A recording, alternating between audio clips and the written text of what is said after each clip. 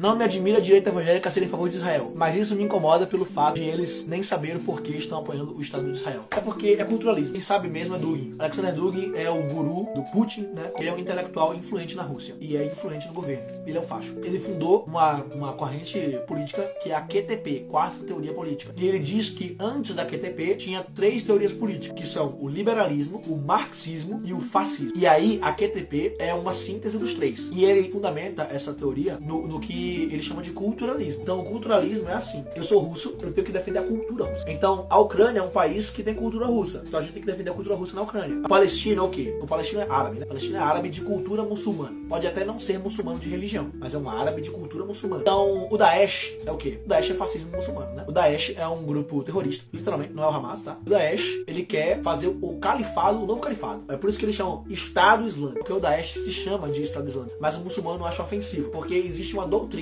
dentro do Islã que é a Ummah. O cara que é muçulmano, ele defende a Ummah. E o que é a Ummah? A Ummah é a comunidade muçulmana. Todo mundo que é muçulmano pertence à Ummah. Então existe uma obrigação religiosa de todos os muçulmanos de defenderem a Ummah. Então, se um cara é muçulmano do Brasil, ele obrigatoriamente tem que defender os muçulmanos da Síria, tem que defender os muçulmanos do Egito, tem que defender os muçulmanos da Palestina, tem que defender os muçulmanos da Arábia Saudita, tem que defender. Só que o Islã, ele não é necessariamente expansionista e colonizador. Não é. Algumas pessoas vão dizer que é, porque na Idade Medieval eles colonizaram o norte da África e a Península Ibérica. Mas não é a mesma coisa, tá? Porque naquela época a dinâmica política era outra. Os muçulmanos estavam lá na Arábia e aí eles tinham 2 vizinhos, filhos da puta, a Pérsia e o Império Bizantino. E aí os caras queriam matar os caras, pô. E aí só que os muçulmanos eram muito mais organizados do que os bizantinos e os persas. E eles derrotaram. Eles tinham a escravidão, vocês têm que entender, a gente tem que entender que naquela época a escravidão era a regra. Todas as sociedades, a escravidão era a regra. Só que não era escravidão racial, como a escravidão transatlântica da América. Então os muçulmanos, eles tinham escravos, assim como todos os outros povos da época. Só que aí os muçulmanos, eles tinham uma lei religiosa